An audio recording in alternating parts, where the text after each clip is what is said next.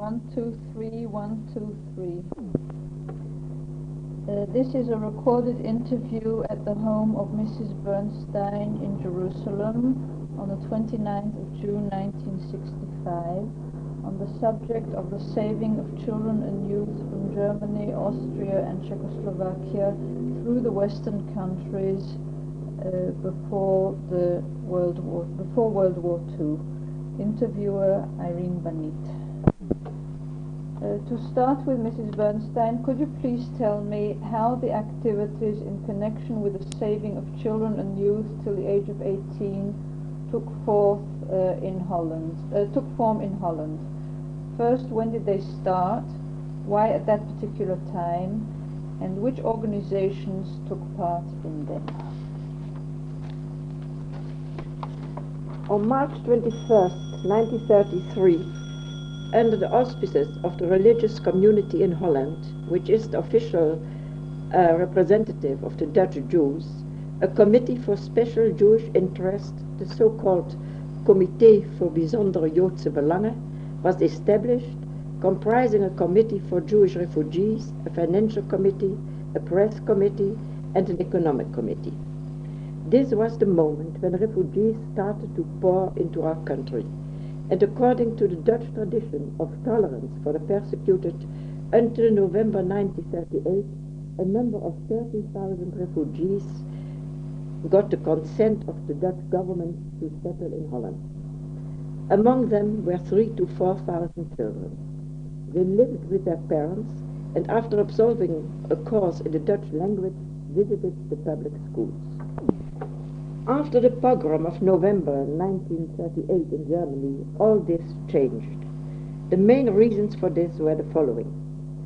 After the admittance into Holland of 30,000 refugees, a very high number compared to other small countries, and in view of the 40,000 or 50,000 requests for admittance that were again received, the Dutch government felt unable to continue its former line of policy, and only after lengthy consultation and an audience with the then Minister of Justice, Gooseling, the government could be persuaded into issuing another 7,000 certificates. The allotment of these, however, was subject to 3 demands. One, that the above-mentioned committee give a guarantee of 1 million Dutch florins. 2, that all those permitted to enter the country shall emigrate. 3, that they will stay in a central camp until the time of their emigration. Was there any time limit put for their further emigration? I don't think so, but they had to have papers with which they could prove that they would be able at length to emigrate. Of this allotment of 7,000 certificates, 1,500 were allocated to children. After these certificates were spent on December 17, 1938, officially the Dutch frontiers were closed. It should, however, perhaps be mentioned that no gendarme on the frontier has ever felt able to send back children that had been put on the train by their parents and reached Holland on their own. Always a way was found to let them enter.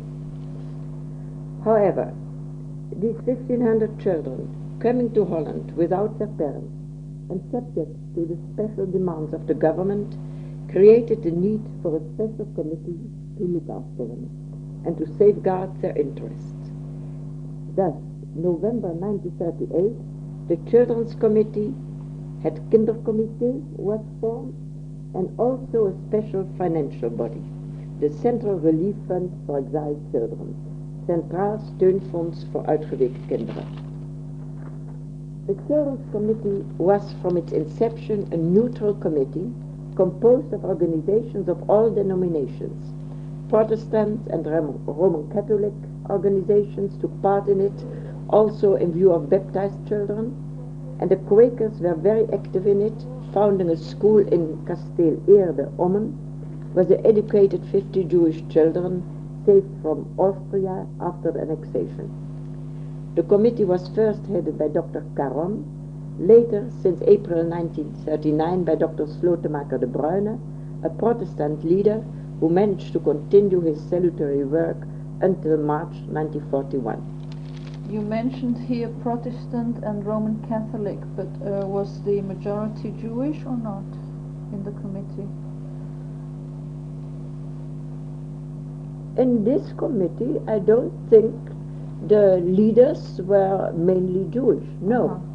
No. This was really from all kinds, parts of the population were taking part in it. And which Jewish people were represented on it? Well, those who were members of the committee of special Jewish interest, for instance, yes. And a few more. Later I shall mention them. All right, fine. Now the next question I would like to ask you was, what was the scope of the work of the Children's Committee? How was it organized, and what was your personal part in it? There were two separate trends of activities. One, the transports of children through Holland from the countries where their life was endangered to countries ready to receive them, in which case Holland was a transit country only. The second, the reception and care of the 1,500 children destined to stay in Holland until their immigration. I shall start with the issue of the transports. The Children's Committee arranged that a great number of children was saved through these transports. Many non-Jewish women, of which I should like to mention especially Mrs. Weissmuller-Meyer and Mrs. Boissemin van Lennep, although many others made themselves deserving in this work, as for instance the Quakers, traveled regularly to Vienna, Frankfurt and Berlin, from where they took the children via Holland, Hoek van Holland, to England and Palestine. These transports were arranged in concern with the Reichsvertretung der Deutschen Juden in Berlin and the leaders of the Kultusgemeinde in Vienna. Professor Norman Benfitch organized during December 1938 these transports for England. In this way, 9,300 children came to England, 2/3 of whom were Jewish. Among these were 600 children, which Mrs. Weissmuller, through her perseverance, got released in Vienna from Eichmann himself. In the time of 9 months, 74 such transports were carried out. Then in September 1939, when the war started, all frontiers were closed.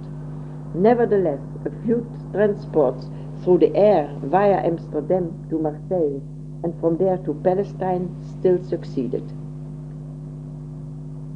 as the one in the beginning of 1940 from Stockholm, where the children originating from Wilna had arrived via Riga. They came in 7 airplanes to Amsterdam and from there were flown by KLM without charge to Marseille to be brought to Youth Aliyah in Palestine. I shall now pass on to the children that were admitted into Holland. Their number on April 1939 was 1,584. There had been more than 10,000 applications. As a choice had to be made, priority was given to young boys who were held in concentration camps and to children whose 1 or 2 parents were in concentration camps and could therefore not longer be cared for. According to the decision of the government, in first instance all these children, after having gone through a quarantine, had to be accommodated in homes. The Children's Committee was looking after everything: the registration, the finances, the coordination of the work of the homes, etc. Apart from the above mentioned Dr. Slotemaker de Bruyne, also the Honorable Miss van Lennep was untiringly working in this sphere. These homes were situated in many parts of the country: in Amsterdam, The Hague, Loosduinen, Rijswijk, Rotterdam, Eindhoven, Den Dolder, Driebergen, Wijk aan Zee and Soesterberg, to mention a few of them. Each home had its own atmosphere. Some gave a special training for Palestine, to children who had already joined the Youth Aliyah when still in Germany. For these children, each half year, 50 Palestine certificates were available. Other homes, as for instance the so-called Dommelhuis in Eindhoven, made available by the Philips concern, to which especially Mrs. Verwey Jonker gave all her devoted energies, gave a specialized training to boys. The Dommelhuis accommodated 140 boys, ranging from the age of 10 to 18, and gave them professional training in radio techniques, etc., at the Philips Trade School. Of these boys, 105 had emigrated to the United States, England, and Palestine. In Rotterdam, where Mrs. Plates Jacob was a shining example of love, technical instruction for immigration was given to 60 boys between the age of 14 and 20. Alas, this group was at a later stage sent to Poland by the Germans. Also, there were special homes for older girls and for children under the age of 14. Moreover, there were homes for Protestant children, for Roman Catholic children, and those under the management of the Quakers. Of the 1,584 children, about 700 have been saved by immigration. Excuse me, do you remember how many homes there were? Oh, there were many more than I've Yes, said, I'm but sure. you can see that exactly in the book of Professor Cohen, who has named them, all of them. Regarding your question about my personal part in this work, the following is said. In my capacity as president of the Council of Jewish Women in the Netherlands, right from the beginning I had been a member of the Committee for Special Jewish Interest, and as such has had an active part in the endeavors of the Children's Committee. When, on August 1st, 1939, a new guarantee fund was asked by the Dutch government, the Children's Committee, although in practice keeping its former shape, was placed under the Committee of Special Jewish Interests, and I became its chairman. My name was at the time Mrs. Schwimmer-Vigeveno. This fact established the official tie with the Council of Jewish Women, many members of which had for a long time given their active cooperation to the work of the Children's Committee. Already in January 1939, the Council of Jewish Women, an organization of more than 2,000 women in all parts of Holland, had taken the initiative in trying to find families prepared to admit a Jewish child refugee into their home. And more than 4,000 families had been found willing to do so. At that time, however, the government took the view that all the children had to be lodged in homes, and the available addresses were not made use of. They were, however, all registered. The time of my taking over the chairmanship of the Children's Committee, August 1939, coincided with the decision of the government to accommodate children under the age of 14 in families where they were meant to stay until their immigration or until they had reached the age of 14. The Council of Jewish Women then was allotted the task to house the children within families and moreover to bring into being an apparatus for keeping a control on the families. Thus, a government's committee for supervision was formed, consisting of the presidents of the local branches of the Council of Jewish Women in Amsterdam, Mrs. van Straat-de-Wallig, Rotterdam, Mrs. Cohen-Hartog, and The Hague, Mrs. van Raalte-Simons, with the addition of a few members with a specialized training in this field. Are those social workers? Yes, social workers. Apart from this committee for supervision, there was moreover a direct government supervision, in charge of which was put Miss Cohen, a social worker of the government. The working method of the Committee of Supervision was as follows. In every place where children were lodged, women were appointed, each to visit 5 families at least once per month, and to report thereon to the district leader. These reports were delivered to the government. Such was the interest of the government in this matter that the question lists were drafted under the personal supervision of the minister. When accommodating the children at families, the line was taken that Jewish children had to be housed with Jewish families and those coming from Orthodox surroundings with Orthodox foster parents. From the repeated appeals in the monthly of the Council of Jewish Women, called Ha'isha, for foster parents for Orthodox boys in the age of 10 to 13, it can be concluded that it was very hard to find the desired Orthodox families to house these boys. Those children under 14 for whom no accommodation could be found, whose accommodation gave difficulties, or for whom it was deemed undesirable to separate them from their small brothers and sisters, were accommodated in a home in Amsterdam, the Burger Weeshuis, where Mrs. Kramarski-Popper and Mrs. Weissmuller-Meyer scrupulously looked after their interests. All in all, 700 children were placed with foster parents. With the outbreak of war in the Netherlands on May 10, 1940, the situation was as follows. 1,350 children were still under the care of the Children's Committee, the others having emigrated meanwhile. Of these, 450 were in private houses, and 75 aged under 14 were in the Burger Weeshuis in Amsterdam. At that time, in connection with the lodging in private houses, the government had reduced the homes for children over the age of 14 to 3. They were the following. 1, the home in Rotterdam, mentioned before, where the older boys got technical instruction to be well prepared for their immigration. I shall never forget the beautiful Passover Eve, with the Seder given by the chief rabbi of Rotterdam, Abe and Davids, who unfortunately perished during the Holocaust, at the Rotterdam home, just a few weeks before the outbreak of war. There were among the boys a number which had just arrived shortly, rescued from German concentration camps, all their hair shaved off. And here they were, still looking frightened, but happily celebrating. We did not foresee then how miserably their lives would end, again fallen into the clutches of the Germans. The second of the remaining homes was Kraaibeek in Driebergen, where 50 girls and 30 boys were looked after, and the third was Huis de Vijver in The Hague, a home for the older girls, where until the outbreak of war Mrs. Boon van der Staap had given the girls her loving care. During the war, the girls were sheltered at other places. Okay. Yes? Yes, fine. Each home had a board of governors which looked after the children and was fully responsible for them.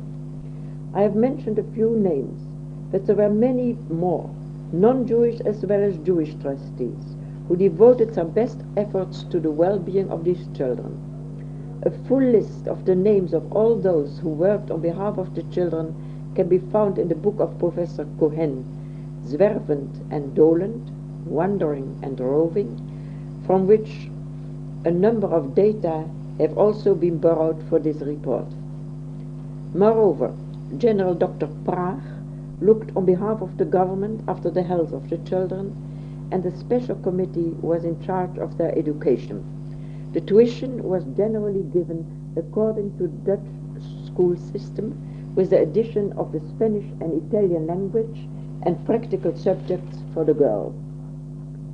In addition to this, the Council of Jewish Women tried to give the children some cultural and useful pleasure by sending to all homes plays, books, 2,500 in all, and sweets, and by organizing festivities at all suitable occasions.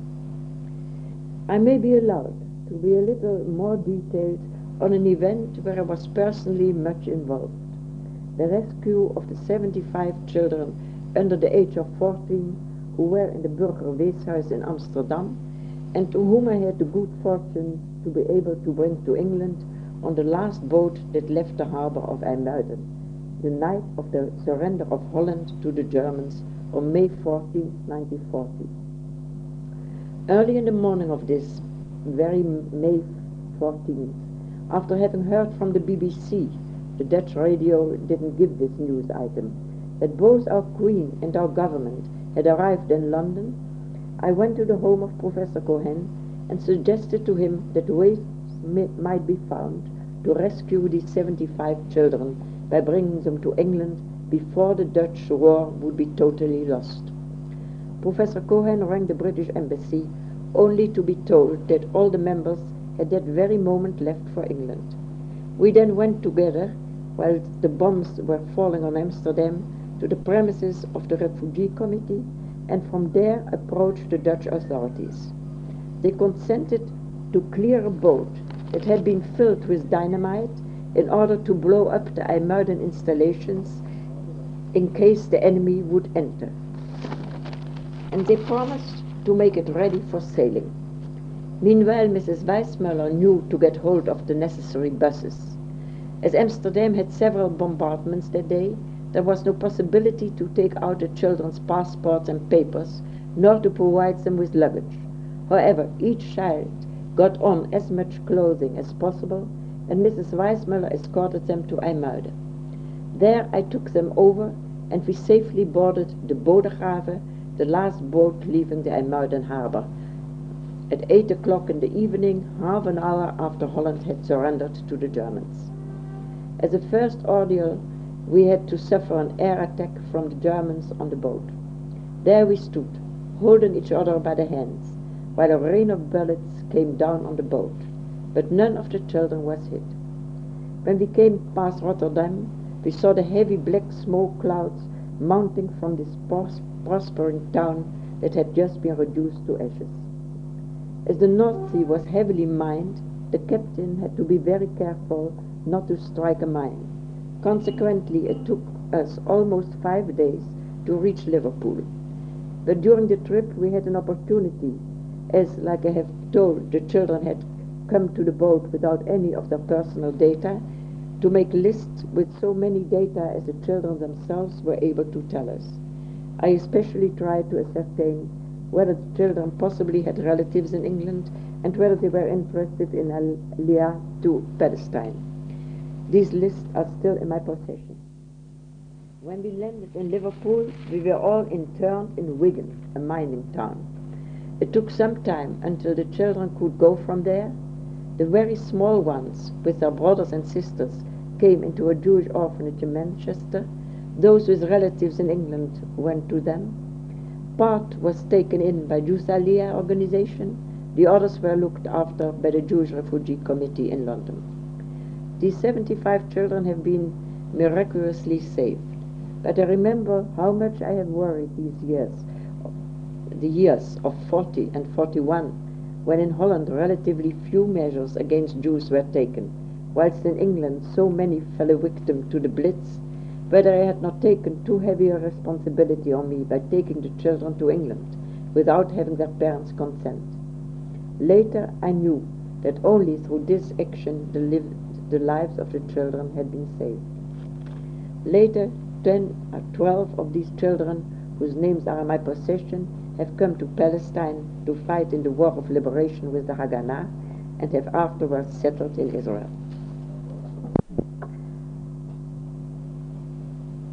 It is really most interesting to hear how your work was organized and how many people helped you in it. Could you remember what were the special problems that you encountered? And do you happen to know what efforts to save children were carried through outside of those that you have told? And maybe to end with, do you remember of any plans that were drawn up and which did not materialize? Of course, many problems were involved in our work. Within the scope of this report, I could not possibly mention them all. I shall only give a few examples. A difficult problem was the one of guardianship. Who is the children's guardian? Professor Cohen, in his aforementioned book, gives an extensive survey of the different views in this respect. In our case, it was decided that the guardianship was with the Children's Committee, after a statement had been received from the parents that they agreed to the voyage and the residence of the children. This can explain to you my scruples mentioned before as they had not been in the possibility of asking or getting the consent from any of the children's parents for the taking them with me to England. Another problem was the decision of the Dutch government on April 12, 1939, that the refugees had to be accommodated in a central camp, Westerbork. And although the government was willing to keep the girls of the ages 14 to 21 in homes, it wanted all boys above the age of 14 to be put up in a special department of this central camp. This was a great point of issue. I remember that I approached the late Dr. Visser, President of the High Court and President of the Committee of Special Jewish Interests, to help us avert this calamity for the boys. Also, several petitions from educational organizations reached the minister. At last he gave in, and the boys were allowed to stay in the homes where they could have their personal care and special education. As far as other efforts to save children are concerned, I know that there were 1,300 children who had fled from Germany to Poland and were in Zbazin, in no man's land. A financial drive was held to save these children. In the Netherlands, through the endeavors of the Council of Jewish Women, the monies were collected to enable 200 of these children to emigrate to England and Palestine. Were there any plans that didn't materialize, you ask? Well, I should say, of course. After May 14, 1940, the Germans reigned in Holland, and none of the plans could materialize anymore. The Children's Committee tried to go on with its work, and as I have already said, Dr. Slotemaker de Bruyne continued until March 1941. But then the work was taken over by the Joodse Raad, the Jewish Council, and, as we all know, by that became an instrument of the German rulers. I would like to add another question about Youth Aliyah. Was Youth Aliyah program in Holland under the supervision of your committee?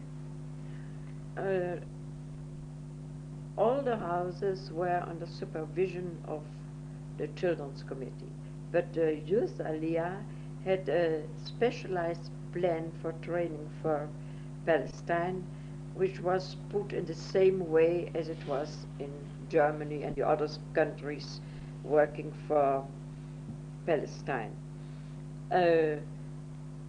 So the children were in special homes which give this line of training that was good for immigration to Palestine, and a special committee of Youth Aliyah was looking after them, just in the way a board of governors was put for every home.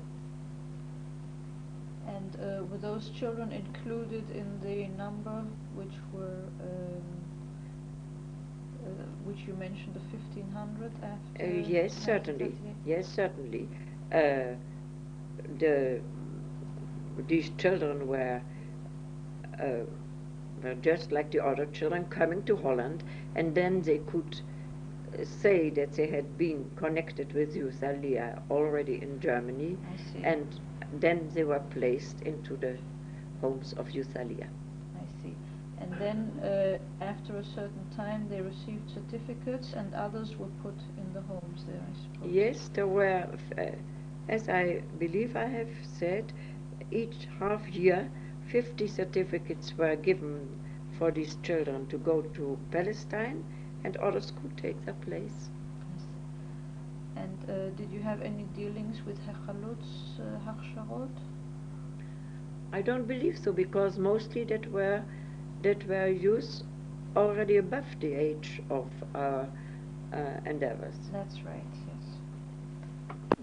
Well, I think you have very well condensed the program that was carried through in Holland, and if later there will be any additional questions, I hope we'll be able to get the answers from you.